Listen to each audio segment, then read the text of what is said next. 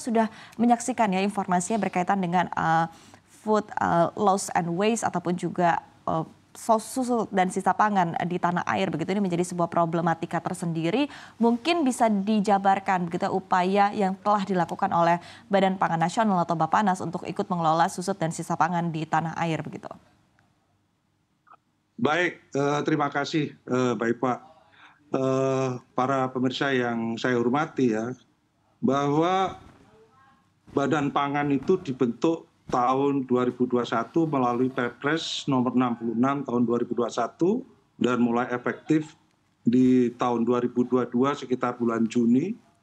Oleh karena itu kami mendesain setelah kami terbentuk organisasi tahun 2022, kami mencoba merancang salah satu kegiatan dan aktivitas yang berhubungan dengan food loss dan food waste.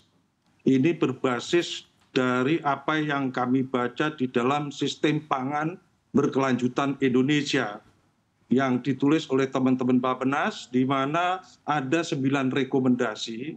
2 rekomendasi utamanya adalah pertama, menjadikan konsumsi pangan yang bertanggung jawab sebagai top of mind dan gaya hidup bangsa Indonesia. Yang kedua, memastikan dilakukan penerapan secara hierarki pengelolaan food loss and waste untuk mencegah dan meminimalisir jumlah kehilangan dan limbah pangan yang kita kenal dengan food loss dan food waste. Atas dasar tersebut, kemudian Badan Pangan menyiapkan namanya upaya, yaitu sejak akhir tahun 2022, Badan Pangan Nasional menginisiasi namanya Gerakan Selamatkan Pangan menuju Zero Waste to End Hunger. Dengan 3 langkah yang kami kenalkan, better nutrition, better behavior, and better collaboration. Fokus utama dari gerakan ini dilakukan melalui 2 pendekatan utama, yaitu yang pertama adalah mencegah terjadinya pemborosan pangan melalui penetapan kebijakan dan upaya sosialisasi, promosi, dan advokasi kepada seluruh pihak dan seluruh elemen masyarakat.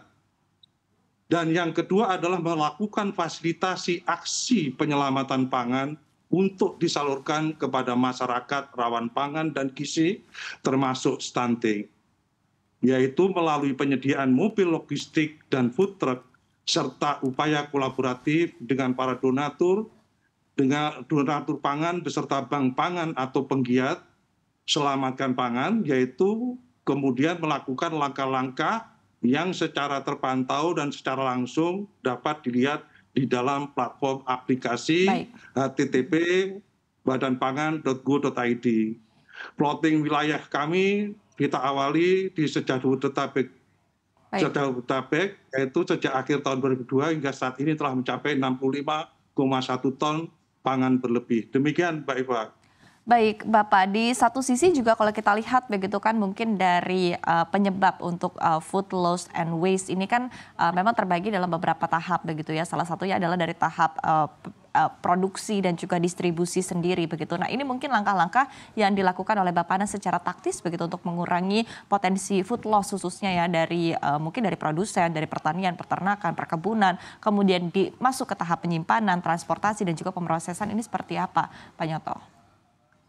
Oke, baik. Untuk langkah-langkah penanganan kami melalui yang telah kita lakukan, kami mencoba dari tahap awal secara praktis adalah kami melakukan gerakan ini dengan langkah awalnya adalah melakukan pelibatan para mitra pentahelix, baik kepada para pengusaha, pemberi donatur maupun para penggiat.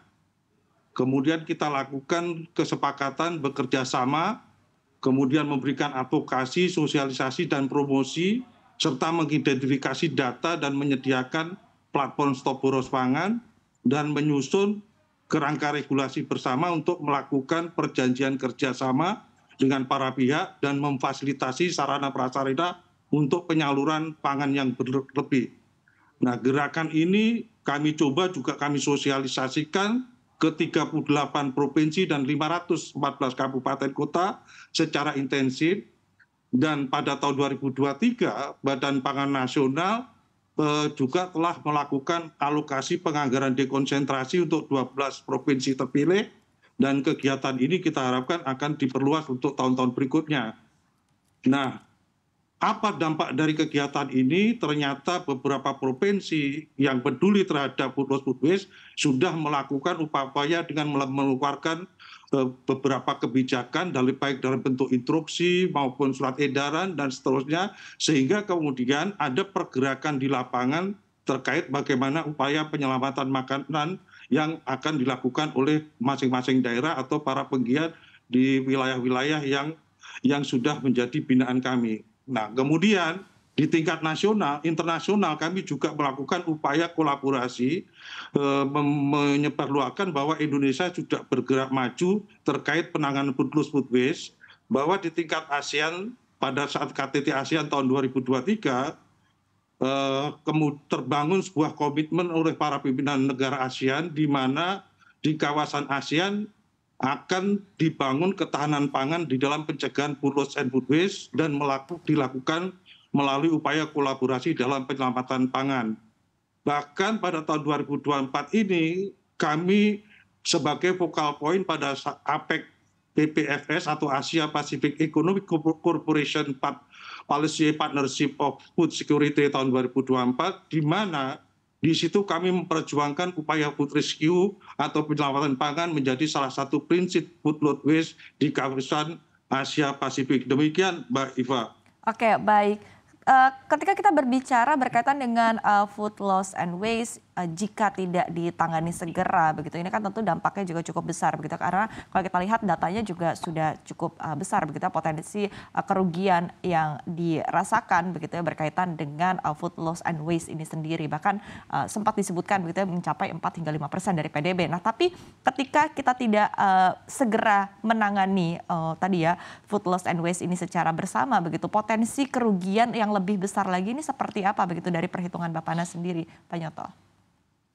Oke, baik. Terima kasih. Kalau menyangkut data-data tadi sudah disampaikan bahwa dampak secara global pun akan terjadi jika food waste ini dibiarkan, termasuk di Indonesia. Tentu saja data-data yang tadi sudah disampaikan memberikan kecenderungan bahwa kita akan mendapatkan kerugian di tingkat ekonomi. Paling tidak FLB ini akan mengurangi pemberian makan setara 61 sampai 125 juta penduduk Indonesia, dan sekaligus menekan kerugian ekonomi negara yang diperkirakan sebesar 213 sampai 551 triliun per tahun, dan menurunkan angka emisi gas rumah kaca setara 7,2,9%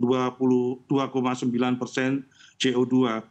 Tentu saja kondisi ini sangat membahayakan apabila dibiarkan.